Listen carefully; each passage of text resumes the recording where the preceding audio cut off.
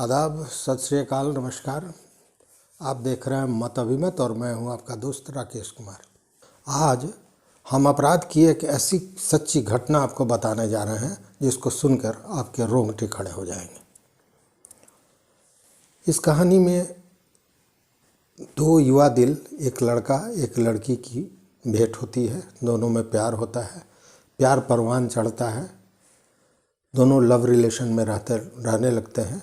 फिर पता नहीं क्या होता है कि लड़का उस लड़की की हत्या कर देता है, उसके शव को कई टुकड़ों में बांट देता है और 18 दिनों के अंदर फ्रिज में रखे हुए लड़की के शव के टुकड़ों को 18 दिनों में 2-2, 3-3 पीस करके उसको ठिकाने लगाते रहता है।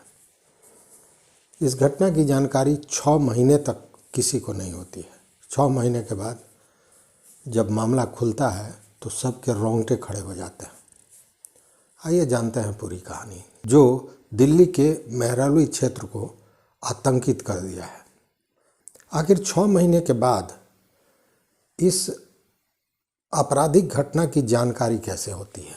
8 नवंबर को मुंबई के पालघर इलाके के रहने वाले विकास मदान वाकर दिल्ली के मेहरौली थाना पहुंचते हैं और वहां आवेदन देते हैं कि उनकी पुत्री, उनकी बेटी श्रद्धा वाकर 27 वर्षीय गुम है, लापता है। वो आवेदन में बताते हैं कि उनकी बेटी श्रद्धा वाकर मुंबई के मलाड इलाके में एक कॉल सेंटर में काम करती थी। वहीं काम के दौरान उसकी पहचान आफताब नाम के एक लड़के से होती है।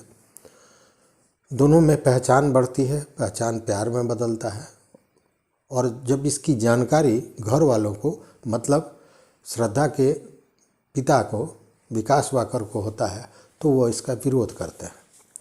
उसके बाद वो दोनों मुंबई के पास ही एक उपनगरीय क्षेत्र में जाकर साथ लव इन रिलेशन में रहने लगते हैं। जब विरोध बढ़ता है तो दोनों मुंबई छोड़ के दिल्ली चले आते हैं। इस बीच श्रद्धा वाकर से घर वालों का संपर्क केवल सोशल मीडिया के थ्रू होता है।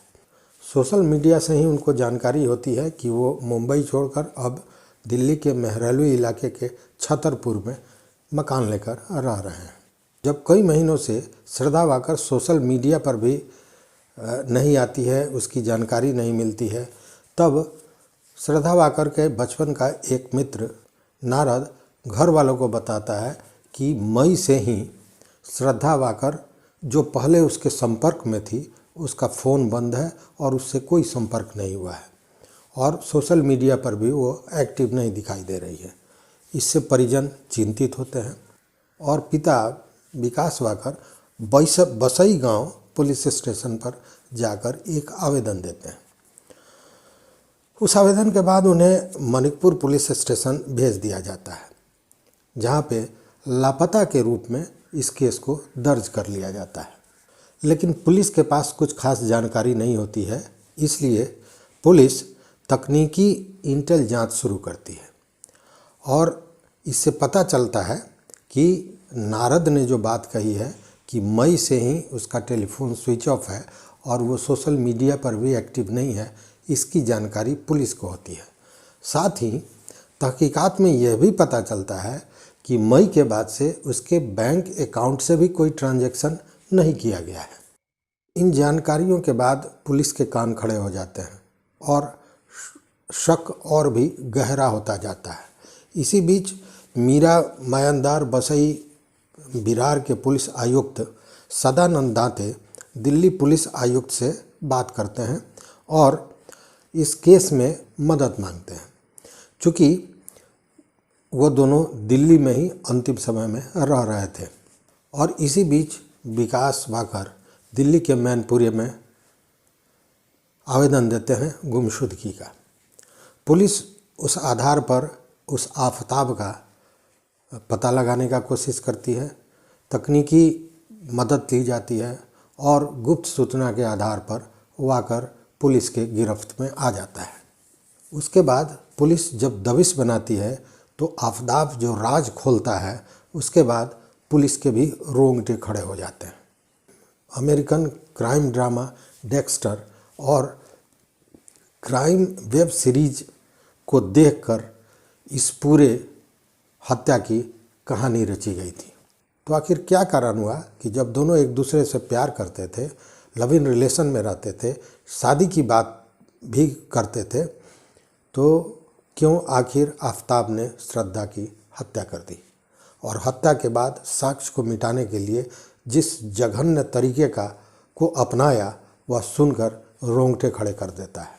पुलिस गिरफ्त में आने के बाद आफताब ने परत दर परत सारे राज खोल दिए। पुलिस के अनुसार श्रद्धा वाकर मडार के एक वीवीओ कॉल सेंटर में काम करती थी। वहीं उसकी मुलाकात आफताब अमीन पूनावाला से होती है।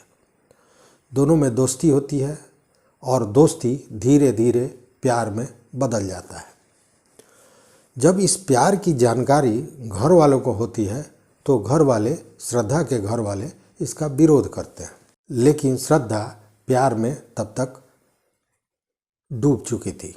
वो घर वालों का बात नहीं मानती है और पास के ही नया गांव उपनगरीय क्षेत्र में एक किराए का मकान लेकर आफताब के साथ लव इन रिलेशन में रहने लगती है। सब कुछ सामान्य चल रहा था। इस बीच में कुछ दिनों के लिए श्रद्धा अपने घर भी आती है, कुछ दिन अपने घर भी रहती है, लगभग एक पखवाड़े। उसके माँ की मृत्यु हो चुकी थी तो वह फिर वापस आफताब के पास लौट जाती है। अब वो घर वालों से आफताब के साथ शादी की बात चलाती है। इसको लेकर घर वाले तीखी प्रतिक्रिया व्यक्त करते हैं और कड़ा विरोध करते हैं। इस विरोध के बाद आफताब और श्रद्धा मुंबई को छोड़कर दिल्ली चले आते हैं और दिल्ली में मेहरौली के छतरपुर इलाके में रहने लगते हैं। दोनों साथ में रह रहे हैं, लेकिन आफताब कितना शातिर है इसका अंदाज़ा इसी से लगाया जा सकता है कि उसका संबंध कई लड़कियों से होता है। इसकी जानकारी जब मिलती है श्रद्धा को तो वो शादी के लिए उस पर दबाव बनाने लगती है। शादी के दबाव से परेशान होकर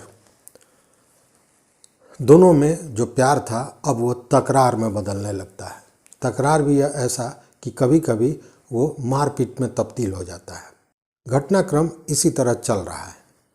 इसी बीच श्रद्धा शादी के लिए दबाव बनाती है। एक दिन दोनों में कस के झगड़ा होता है और झगड़ा इतना ज़्यादा कि आफताब अपना आपा खो देता है और गला दबाकर उसकी हत्या कर देता है। यह घटना है 18 मई की।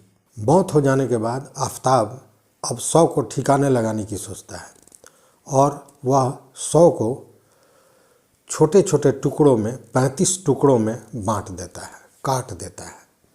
फिर शव को रखने के लिए वो बाज़ार से एक फ्रिज खरीद कर लाता है, फ्रीज़र, और उस फ्रीज़र में उस शव के टुकड़ों को रख देता है।